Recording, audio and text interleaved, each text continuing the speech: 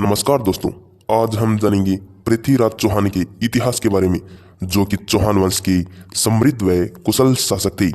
यदि हम इनके जन्म के बारे में बात करें तो इनका जन्म 1 जून 1163 ईस्वी को गुजरात राज्य में हुआ था। पृथ्वीराज चौहान राजा रामेश्वर चौहान व कर्पूरा देवी का पुत्र था। ऐसा कहा जाता है कि वे उनके माता पिता की शादी के कई सालों बाद काफी पूजा पाठ और मन्नत मांगने के बाद पृथ्वीराज का जन्म हुआ था तथा इनके घोड़े का नाम नत्यरंभा था। इन्होंने सरस्वती कंठाभरण विद्यापीठ से शिक्षा प्राप्त की थी, जबकि युद्ध और शस्त्र की विद्या इन्होंने अपने गुरु श्री राम जी से प्राप्त की थी। पृथ्वीराज चौहान बचपन से ही बहुत साहसी वीर और युद्ध कला में निपुण थे।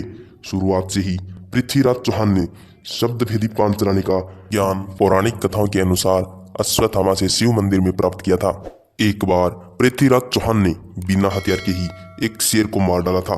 बचपन में चंद्रवरदाई पृथ्वीराज चौहान के सबसे अच्छे दोस्त थे, जो कि तोमर वंश के शासक अनंगपाल की बेटी के पुत्र थे, जिन्होंने बाद में पृथ्वीराज चौहान के सहयोग से पिथौरागढ़ का निर्माण किया था, जो दिल्ली में वर्तमान में भी पुराने किले के नाम से मशहूर है। पृथ्वीराज चौहान जब 11 साल के थे तभी उनके पिता रामेश्वर चौहान की एक युद्ध में मौत हो गई, जिसके बाद वे अजमेर के उत्तराधिकारी बने और एक आदर्श शासक की तरह अपनी प्रजा की सभी उम्मीदों पर खरे उतरे।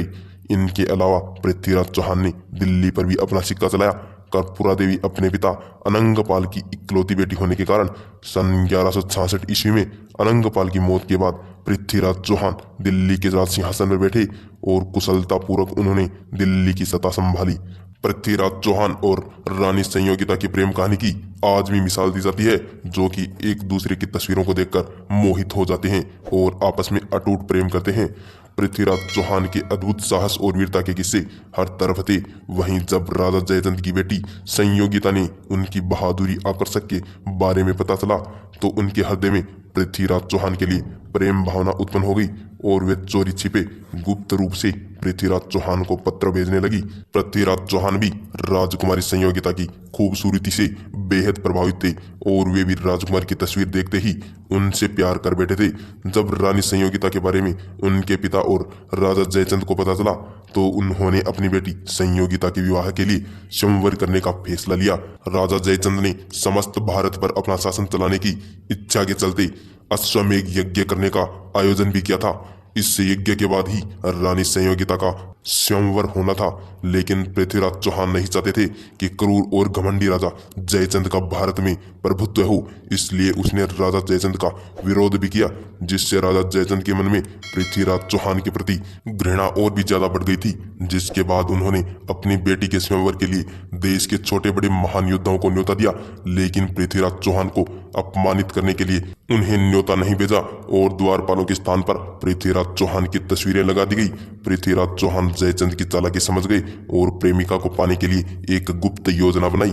हिंदू धर्म की परंपरा के अनुसार लड़कियों को अपना मनपसंद वर चुनने का अधिकार था और स्वयंवर में जिस भी व्यक्ति के गले में माला डालती थी वो उसकी रानी बन जाती थी। स्वयंवर में आए सभी राजाओं को अनदेखा कर रानी ने द्वार पर स्थित पृथ्वीराज चौहान पर हाथ डाल दिया और अपनी गुप्त योजना के मुताबिक पृथ्वीराज चौहान द्वारपाल की प्रतिमा के पीछे खड़े थे तथा राजा जयचंद के सामने रानी संयोगिता को उठाया और सभी राजाओं को युद्ध के लिए ललकार कर वे अपनी राजधानी दिल्ली चले गए। इसके बाद राजा जयचंद और पृथ्वीराज चौहान के बीच सन 1189 और 1190 में भयंकर युद्ध हुआ, जिसमें कई लोगों की जान चली गई और दोनों सेनाओं को भारी नुकसान हुआ। शासक पृथ्वीराज चौहान की सेना बहुत बड़ी थी, जिसमें करीब 3 लाख सैनिक और 300 हाथी थे तथा इनकी सेना में घोड़ों की सेना का विकास महत्व था। पृथ्वीराज चौहान ने न केवल सेना की वजह से युद्ध जीते बल्कि अपने राज्य का भी विस्तार किया और जैसे जैसे युद्ध जीतते गए वैसे वैसे वे अपनी सेना को भी बढ़ाते गए। इतिहास के इस महान योद्धा के पास नारायण युद्ध में सिर्फ 2 लाख घुड़सवार सैनिक, 500 हाथी और बहुत से सैनिक शामिल थे। सन 1190 और 1191 के दौरान मोहम्मद गोरी ने चौहान क्षेत्र पर आक्रमण किया और तबर-ए-हिंद पर कब्जा कर लिया। उन्होंने इसे 1200 घुड़सवारों के समर्थन वाले जियाउद्दीन तुगलक के काजी के अधीन रखा। जब पृथ्वीराज चौहान को इस बारे में पता चला तो उसने दिल्ली के गोविंद राजा सहित अपने सामंतों के साथ तबर ए हिंद की ओर प्रस्थान किया। तबर ए हिंद पर विजय प्राप्त करने के बाद मोहम्मद गोरी की मूल योजना अपने घर लौटने की थी, लेकिन जब उन्होंने पृथ्वीराज चौहान के बारे में सुना तो उन्होंने युद्ध करने का फैसला किया और सेना के साथ चल पड़े तथा तराइन में पृथ्वीराज की सेना का सामना किया। और तराइन के प्रथम युद्ध में मोहम्मद गोरी को हार का सामना करना पड़ा। इसके बाद मोहम्मद गोरी ने गजनी लौटने का फैसला किया और अपनी हार का बदला लेने के लिए तैयारी की। तबकात ए नसीरी के अनुसार मोहम्मद गोरी ने अगले कुछ महीनों में 1,20,000 चुनिंदा अफगानी, ताजिक और तुर्क घुड़सवारों की एक सुसज्जित सेना एकत्रित की।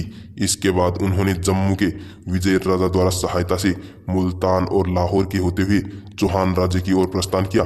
पड़ोसी हिंदू राजाओं के खिलाफ अपने युद्धों के परिणाम स्वरूप पृथ्वीराज चौहान के पास कोई भी सहयोगी नहीं था। फिर भी उन्होंने मोहम्मद गोरी का मुकाबला करने के लिए एक बड़ी सेना को एकत्रित किया। मोहम्मद गोरी ने अपनी गजनी स्थित भाई गियासुद्दीन से राय मशविरा लेने के लिए समय लिया और अपने बल का नेतृत्व कर पृथ्वीराज चौहान पर हमला बोल दिया और इस युद्ध में पृथ्वीराज चौहान को हार का सामना करना पड़ा। हार के बाद पृथ्वीराज चौहान ने एक घोड़े पर भागने की कोशिश की, लेकिन सरस्वती किले के पास उन्हें पकड़ लिया गया और मोहम्मद गोरी ने अजमेर पर कब्जा कर लिया तथा पृथ्वीराज चौहान को अजमेर ले जाया गया, जहां उन्हें यातनाएं दी गई तथा पृथ्वीराज की आंखों को लोहे की गर्म सरिये द्वारा जलाया गया। इससे वे अपनी आंखों की रोशनी खो बैठे। जब पृथ्वीराज से उनकी मृत्यु के पहले आखिरी इच्छा पूछी गई तो उन्होंने भरी सभा में अपने मित्र चंद्रबरदाई के शब्दों पर शब्दभेदी बाण का उपयोग करने की इच्छा प्रकट की और इसी प्रकार चंद्रबरदाई द्वारा बोले गए दोहे का प्रयोग करते हुए उन्होंने भरी सभा में मोहम्मद गोरी की हत्या कर दी। इसके पश्चात अपनी यातनाओं से बचने के लिए दोनों ने एक दूसरे की जीवन लीला भी समाप्त कर दी और जब रानी संयोगिता ने यह खबर सुनी तो उसने भी अपना जीवन समाप्त कर लिया।